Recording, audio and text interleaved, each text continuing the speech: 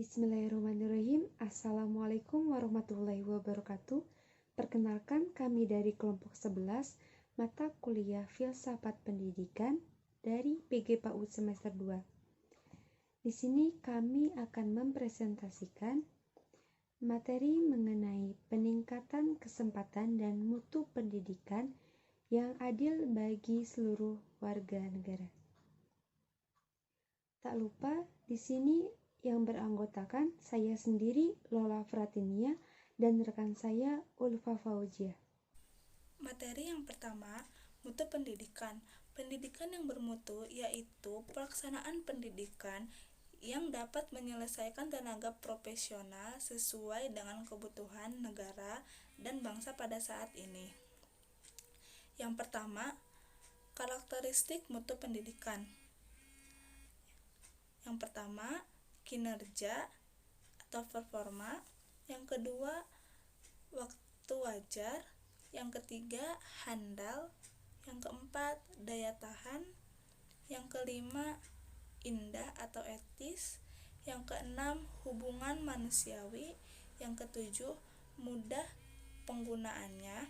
Yang kedelapan, bentuk khusus. Yang kesembilan, standar tertentu. Yang kesepuluh, konsistensi. Yang ke-11, seragam.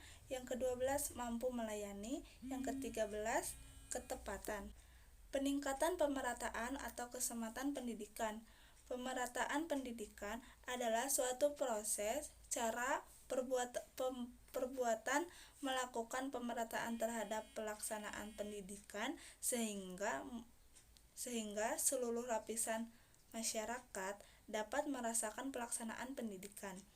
Masalah pemerataan pendidikan adalah persoalan bagaimana sistem pendidikan dapat menyediakan kesempatan yang seluas-luasnya kepada seluruh warga negara untuk memperoleh pendidikan, sehingga pendidikan itu menjadi wahana bagi pembangunan sumber daya manusia untuk menunjang pendidikan.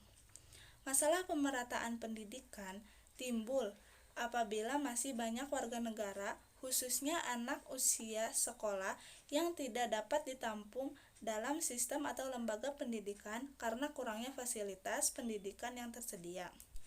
Peningkatan kesempatan pendidikan yang adil untuk semua warga negara. Dalam hal ini, banyak sekali yang telah dilakukan oleh pemerintah dalam rangka mencerdaskan kehidupan bangsa. Langkah-langkah yang ditempuh cara konvensional dan cara inovatif. Yang pertama, cara konvensional. Di antaranya, membangun gedung sekolah seperti SD atau ruang belajar. Yang kedua, menggunakan gedung sekolah untuk sistem berganti pagi atau siang. Peningkatan mutu pendidikan. Rendahnya mutu pendidikan dipengaruhi oleh beberapa faktor. Faktor yang terpenting yang mempengaruhi adalah mutu proses pembelajaran yang belum mampu menciptakan proses pembelajaran yang berkualitas. Padahal, hasil belajar yang bermutu hanya mungkin dicapai melalui proses belajar yang bermutu. Nah, lalu selain itu juga, kurikulum menjadi faktor terpenting dalam proses pendidikan bagi setiap lembaga pendidikan. Hal ini menunjukkan kurikulum merupakan perangkat yang berkaitan dengan tujuan pendidikan dan sekaligus merupakan pedoman dalam pelaksanaan pengajaran pada semua jenis dan tingkat pendidikan. Kelancaran pemrosesan pendidikan ditinjau oleh komponen pendidikan yang terdiri dari peserta didik, tenaga kependidikan, kurikulum, sarana pembelajaran, bahkan juga masyarakat sekitar. Upaya peningkatan mutu pendidikan dalam garis besarnya meliputi hal-hal berikut. Seleksi yang lebih rasional terhadap masukan mentah, khususnya untuk SLTA dan juga PT. Pengembangan kemampuan tenaga kependidikan melalui studi lanjut, misalnya berupa pelatihan, penataran, seminar, kegiatan-kegiatan kelompok studi seperti PKG, dan lain-lain sebagainya. Penyempurnaan kurikulum, misalnya dengan memberi materi yang lebih esensial dan mengandung muatan lokal, metode yang menantang dan menggairahkan belajar dan melaksanakan evaluasi yang beracuan. penyempurnaan prasarana yang menciptakan lingkungan yang tentram untuk belajar, penyempurnaan sarana belajar seperti buku paket, media pembelajaran, dan peralatan laboratorium, peningkatan administrasi khususnya yang mengenai anggaran. Kegiatan pengendalian mutu yang berupa kegiatan-kegiatan laporan penyelenggaraan pendidikan oleh semua lembaga pendidikan, supervisi dan monitoring pendidikan oleh pemilik dan pengawas, sistem ujian nasional atau negara seperti Eptanas, lalu akreditasi terhadap lembaga pendidikan untuk menetapkan status suatu lembaga. Baik, kesimpulan dari presentasi kali ini, masalah dalam pendidikan yang sangat sulit yaitu kesempatan pendidikan dan mutu pendidikan, dan masih banyak lagi masalah-masalah lainnya.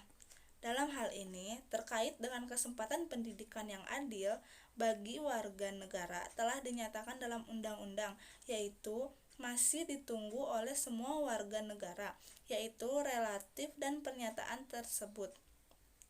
Sehingga pendidikan nasional diharapkan dapat menyediakan kesempatan yang seluas-luasnya bagi semua warga negara untuk memperoleh pendidikan, khususnya di tanah air yang tercinta ini.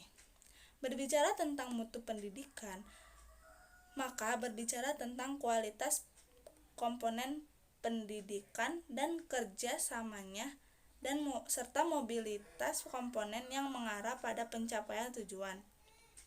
Peningkatan kesempatan pendidikan atau pemerataan pendidikan dalam rangka mencerdaskan kehidupan bangsa dalam langkah-langkah yang ditempuh melalui cara konvensional dan cara inovatif. Sedangkan peningkatan mutu pendidikan dalam garis besarnya meliputi hal-hal yang bersifat fisik dan perangkat lunak serta manajemen. Sampaikan, kurang lebihnya mohon maaf. Wassalamualaikum warahmatullahi wabarakatuh.